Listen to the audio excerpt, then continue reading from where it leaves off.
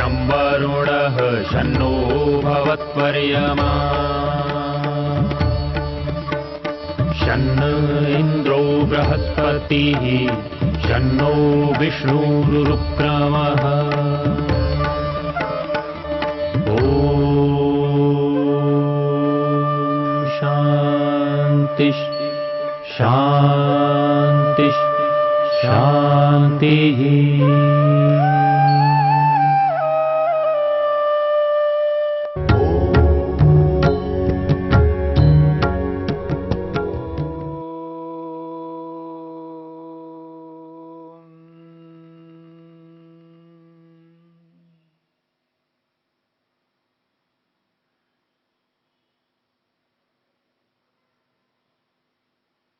ईश्वर को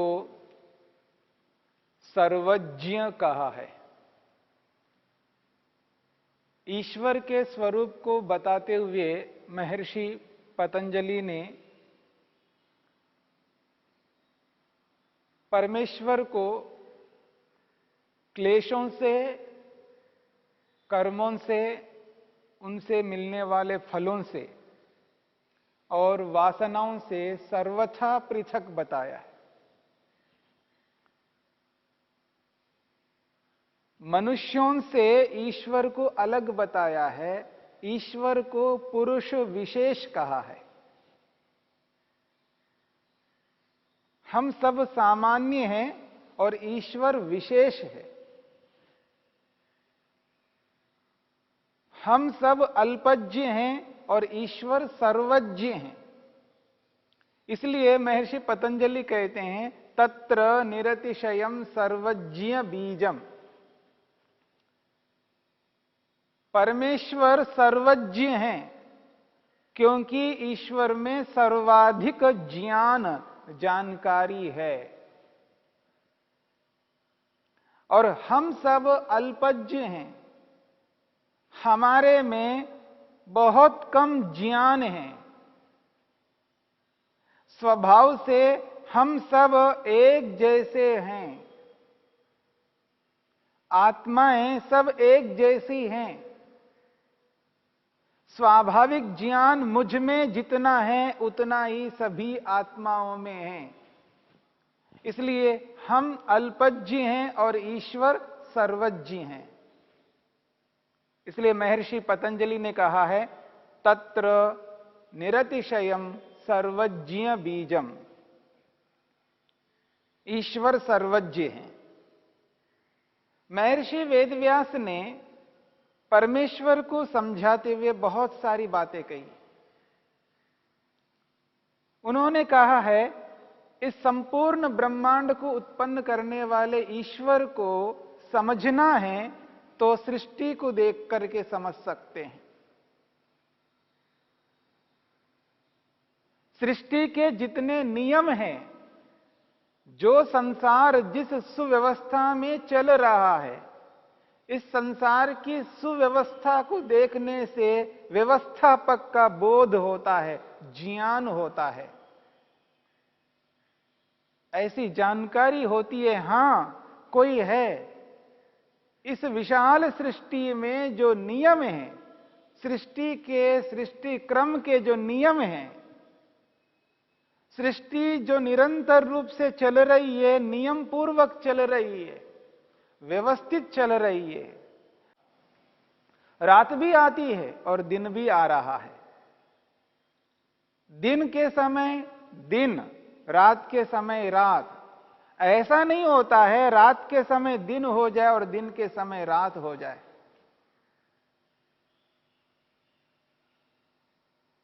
परंतु रात के समय रात है, दिन के समय दिन है। पृथ्वी व्यवस्थित रूप से घूम रही है। सूर्य व्यवस्थित रूप से प्रकाश दे रहा है। व्यवस्थित रूप से काल चल रहा है, ऋतुएं चल रही हैं।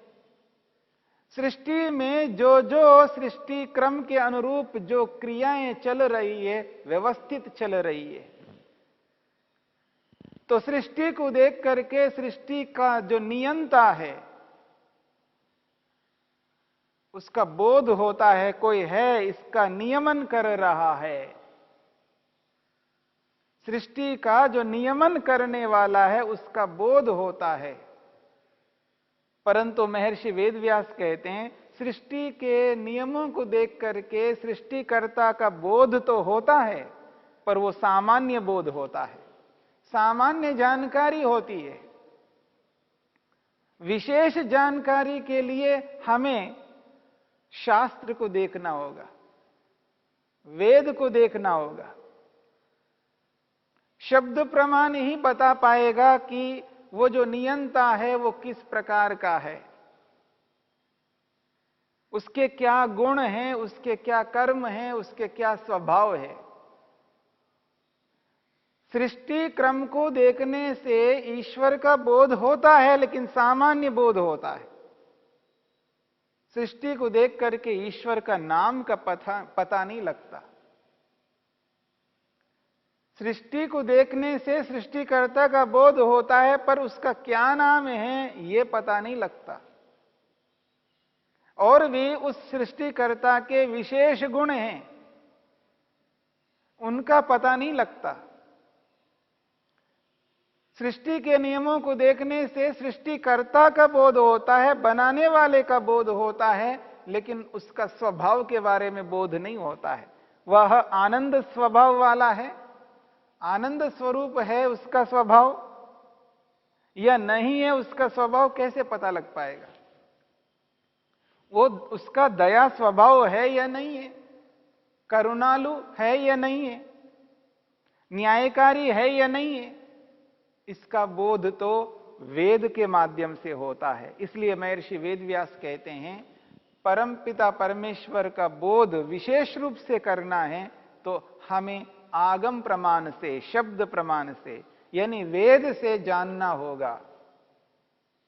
और परमपिता परमात्मा ने हम सबके कल्याण के लिए सृष्टि को बना करके केवल छोड़ा नहीं है, सृष्टि को बना करके सृष्टि में किस प्रकार चलना चाहिए, सृष्टि का उपभोग उपयोग किस रूप में करना चाहिए, इसका बोध कराया है, इसका ज्ञान कराया है वेद के माध्यम से। और उचित क्या है, अनुचित क्या है, न्याय और अन्याय, सत्य असत्य का बोध भी, धर्मोपदेश भी किया है। इसलिए महर्षि वेदव्यास कहते हैं जिस ईश्वर ने सृष्टि को उत्पन्न किया है उस ईश्वर को विशेष रूप से समझना हम सबका कर्तव्य है। उसी ईश्वर ने सृष्टि को बना करके हमें सृष्टि के क्रम को, सृष्टि का लाभ लेने के नियमों को, सृष्टि में रहने वाले पदार्थों को समझने के लिए विद्या, ज्ञान दिया है। वो उपदेष्टा है, ज्ञान देने का काम भी ईश्वर ने किया है। इसलिए महर्षि पतंजलि कहते हैं स एषः पूर्वेशामपि गुरुः कालेन अनवच्छेदात्। वह ये जो ईश्वर है ये गुरु है, क्योंकि ईश्वर ने हमें वेद का ज्ञान दिया है, सृष्टि में रहने के लिए नियम बताए हैं, सृष्टि के उपयोग को बताया है, सृष्टि से लाभ लेने के माध्यम को, विधि को बताया है। इसलिए ईश्वर हमारे लिए गुरु है, और ऐसा गुरु है जो सदा रहने वाला है, जो काल से अतिक्रमण नहीं करता है। इसलिए गुरुओं का गुरु है, उसी को परम गुरु स्वीकार करना है। परंतु उस परम गुरु ईश्वर को विशेष रूप से हम समझना चाहते हैं कि वह ईश्वर कैसा है। और विशेष रूप से जब समझने की बात आती है तो सबसे पहले एक बात आती है उस ईश्वर का, यानी उस सृष्टिकर्ता का क्या नाम है, उसका नाम क्या है।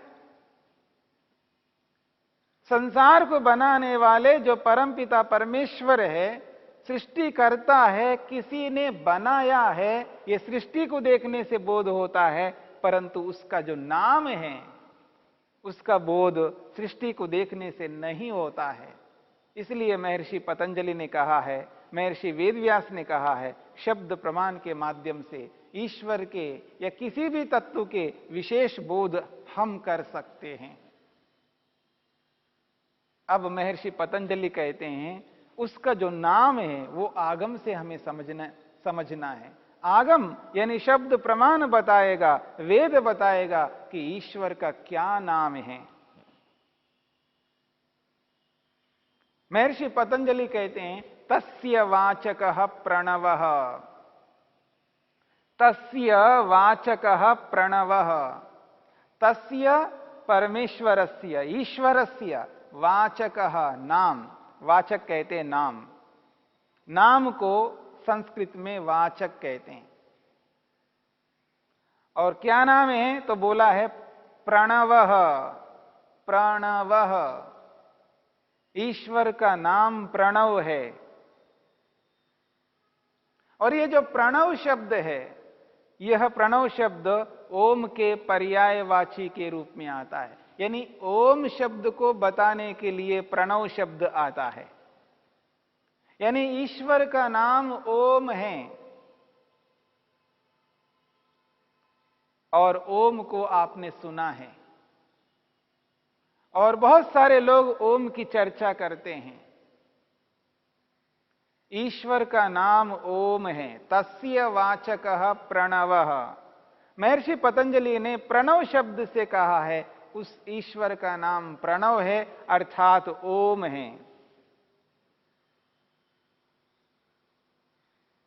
यदि ईश्वर का नाम ओम है तो यहां प्रणव के स्थान में ओम क्यों नहीं कहा है? ऐसा कोई भी कह सकता है, क्योंकि प्रणव शब्द ओम के लिए आता है। ओम कहो और प्रणव कहो एक ही बात है। उसको आप प्रणव कह सकते हैं अथवा ओम कह सकते हैं। ओम कहने से प्रणव और प्रणव कहने से ओम, दोनों ही शब्द एक ही ईश्वर के हैं और प्रणव शब्द ओम शब्द का पर्यायवाची शब्द है। यानी ओम को ही दूसरे शब्द से प्रणव कहते हैं।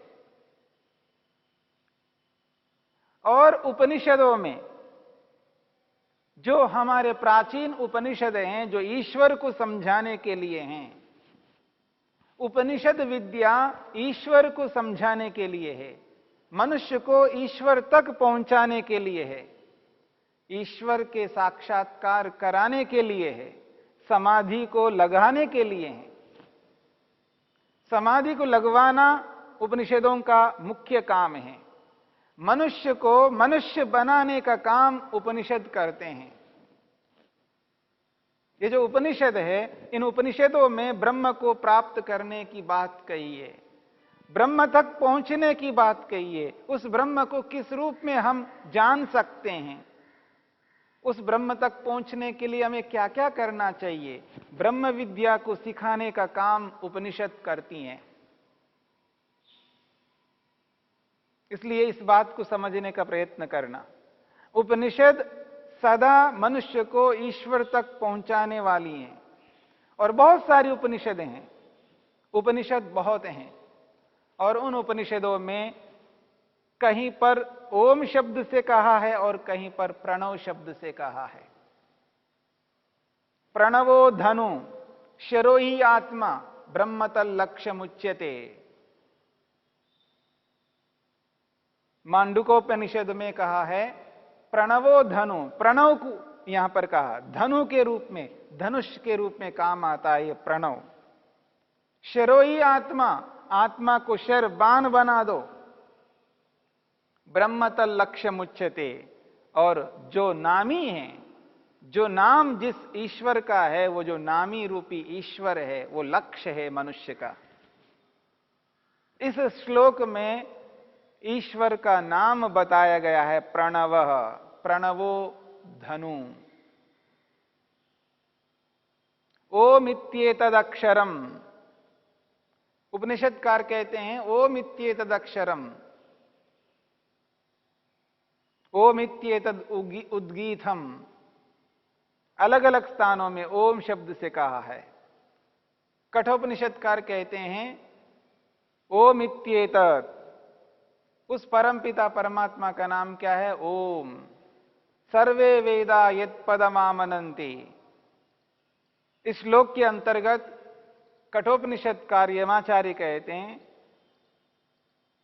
सभी वेद मंत्र उसी पद को कहते हैं, जितने भी तप किए जाते हैं वो सारे तप उसी पद के लिए किए जाते हैं।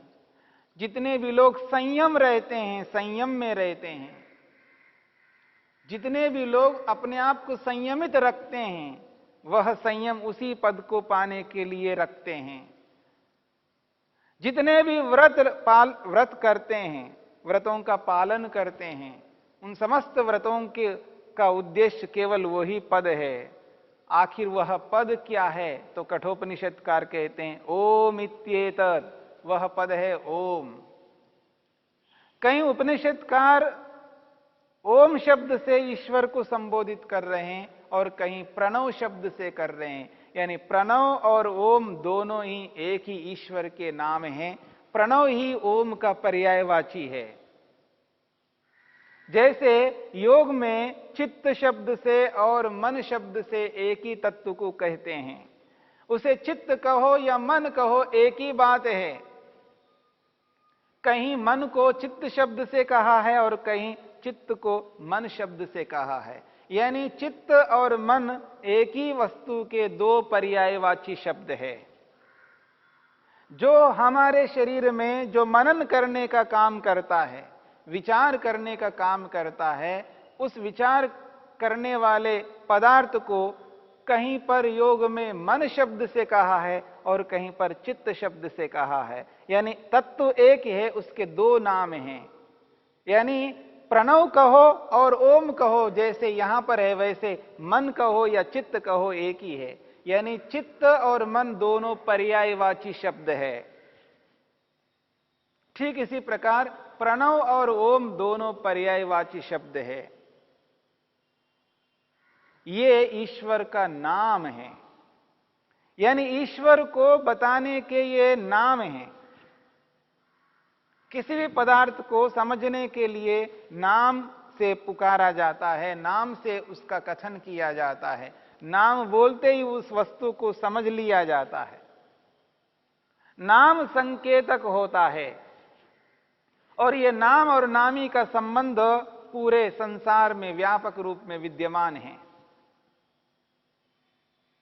तस्य वाचकः प्रणवः, उस परमपिता परमेश्वर का जो नाम है वो प्रणव है, अर्थात ओम है। ओम ईश्वर का नाम है और इस नाम को समझने का प्रयत्न हम वेद के माध्यम से करते हैं, उपनिषदों के माध्यम से करते हैं। जितने भी ऋषियों ने ग्रंथ हमारे सामने प्रस्तुत किए हैं, उन ग्रंथों के माध्यम से उस ईश्वर को समझने का प्रयत्न करते हैं। उसके नाम को भी इन शास्त्रों से शब्द प्रमाण के माध्यम से समझने का प्रयत्न करते हैं। और नाम का बहुत बड़ा महत्व है, याद रखना। नाम से ही व्यक्ति को पहचाना जाता है। नाम व्यक्ति को, वस्तु को, पदार्थ को पहचानने का एक बहुत बड़ा माध्यम है। तस्य वाचकः प्रणवः।